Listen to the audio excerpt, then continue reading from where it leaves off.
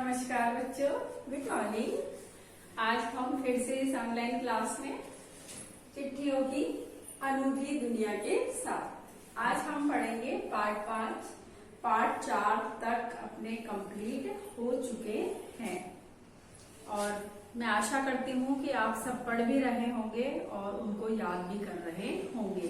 यदि आप पढ़ते नहीं हैं और याद नहीं करते हैं तो आप जल्द से जल्द याद करना शुरू कीजिए, क्योंकि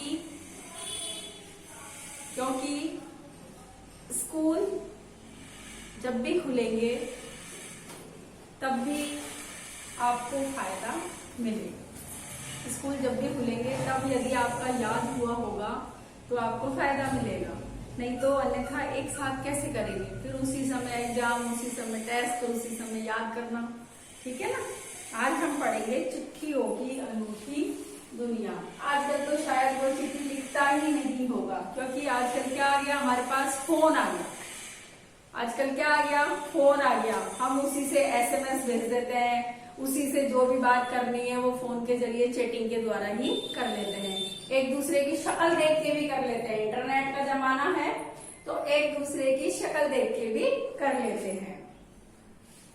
लेकिन पत्र जो काम कर सकते हैं वो आज के आधुनिक कितने भी साधन हो वो नहीं कर सकते हैं। देखो पहले क्या होता था, हमारे टाइम जब हम छोटे थे तो हम चिट्ठियां लिखते थे। हमारी मौसी बहुत दूर रहती थी, यानी चूरू जिले में रहती थी, रतनगढ़ में। तो हम उनको चिट्ठी लिख करके भेजते थे और उनके जवाब का हमको इंतजार रहता था, क्योंकि हम चिट्ठी लिखते 2 दिन तो फिर उसको डाल करके आते, फिर वो निकलती 3-4 दिन में पहुंचती, फिर वहां पहुंचती, फिर वो लोग तो ऐसे 15 दिन के चिट्ठी लिखने से, और जो 15 दिन होते थे ना उसमें इतना इंतजार रहता था कि शायद आज चिट्ठी आ जाए, आज चिट्ठी आ जाए मौसी की, आज चिट्ठी आ जाए मौसी की। हमको ऐसे लगता था, ये मेरी खुद की सत्य घटना आपको बता रही हूँ कि ऐसा प्रतीत होता था। ऐसा प्रतीत होता था कि आज आ जाए, आज आ जाए, पता नहीं। और जैसे वो डाकिया आता था ना चिट्ठियां देने वाला, ऐसा इंतजार रहता था। हम उससे पूछते थे हमारी भी आई है क्या, तो वो कहता नहीं आज तो नहीं आई तुम्हारी। फिर हम चुपचाप बैठ जाते थे। और जिस दिन चिट्ठी आती थी कि आज चिट्ठी आई है, उस दिन तो उत्साह और खुशी देखो आप चेहरे पर। उसको खोलते जो मतलब ऐसा रहता था, पहले मैं पढ़ लूं, पहले मैं पढ़ लूं, पहले मैं पढ़ लूं, पहले मैं पढ़ लूं। और एक बार नहीं 10-10 बार उसको पढ़ करके सुनाते थे। और हमारे बाबा और अम्मा के लिए उसमें प्रणाम लिख करके भेजती थी। तो हम बाबा जैसे ही घर आते तो हम कहते, बाबा आज हमारी मौसी की चिट्ठी आई और आपको ऐसे लिखा है, ब्याई जी को भी प्रणाम कहना, ब्याई जी को भी ढोक कहना। तो बाबा बड़े खुश होते, और काय लिखो तेरी मौसी ने, है तो ऐसे पूछते थे। लेकिन आजकल तो क्या है, जमाना बिल्कुल चेंज हो गया। हम दिन में 10 बार किसी से भी बात कर सकते हैं, किसी को भी मैसेज कर सकते हैं। चिट्ठियां, चाहे कोई आलीशान बंगले में रहो, चाहे कोई झोपड़पट्टी में रहो, चाहे कोई बर्फीले इलाके में रहो, लेकिन डाकिया सब तक जाता था और सब तक चिट्ठियां पहुंचाता था। सब एक दूसरे को, यानी वो मनुष्य से मनुष्य को जोड़ता था, मानव से मानव को जोड़ता था। लेकिन जो आज हमारा ये फोन है, इसने तो हमें कई प्रकार के अवगुण भी सिखा दिया है। ये क्या करता है, हमें झूठ बोलना भी सिखा देता है। यदि मान लो किसी से बात करने की इच्छा नहीं हो तो क्या बोलते हैं, ऐसे बोल दो घर पर ही नहीं है, कोई काम में बिजी हूं, मैं बाद में बात करूंगा। बोलते हैं या नहीं बोलते हैं? ये बिल्कुल सत्य बात है, हम ऐसा ही बोलते हैं।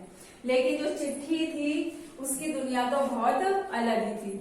जैसे जवाहरलाल नेहरू का आपने नाम सुना होगा। ये जितने भी तमाम हस्तियां हैं बड़ी बड़ी, गांधी जी, जवाहरलाल नेहरू, रविंद्रनाथ टैगोर, इन्होंने सबने क्या करा है, चिट्ठियों से ही अपने एक दूसरे के विचार आदान प्रदान किए हैं और उनके भावों को जाना है।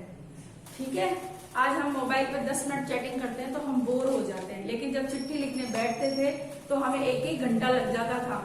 1-1 घंटे में तो आधी चिट्ठी भी नहीं लिख पाते थे। सोचिए क्या क्या लिखूं इसमें, क्या क्या लिखूं इसमें। यानी चिट्ठी का मतलब तो ये होता था, भाई इतना सा आता था एक, ये तो होता था पोस्ट कार्ड,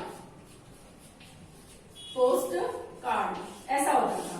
ये एक तरफ से तो खाली होता था, एक तरफ से ये ऐसा होता था यहाँ पे इतनी सी जगह होती थी और यहाँ होता था नाम, पता, एड्रेस, इस तरह का ये पोस्ट कार्ड होता था।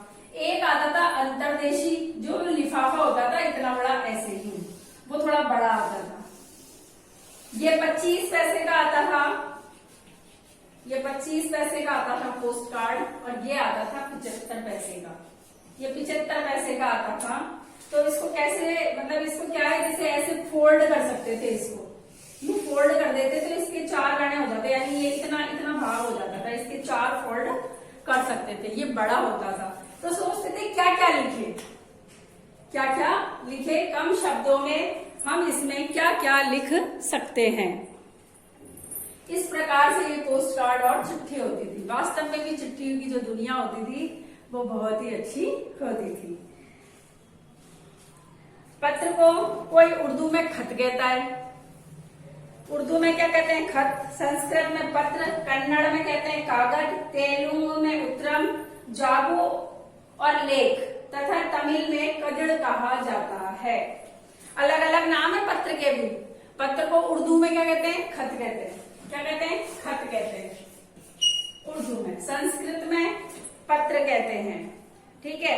कन्नड़ में कहते हैं कागज, कागज कन्नड़ में कहते हैं कागज। कागज की चिट्ठी होती है, ठीक है। और तेलुगु में कहते हैं उत्तरम, तेलुगु में उत्तरम। जाबू में लेख, जाबू में लेख, और तमिल में कदल। ये सब चिट्ठियों के नाम है। क्या है ये? चिट्ठियों के ही नाम है। ये सब चिट्ठियों के नाम है। जितनी भी बड़ी बड़ी हस्तियां हैं उन्होंने सबने चिट्ठियां लिखी। जैसे जवाहरलाल नेहरू ने इंदिरा गांधी के नाम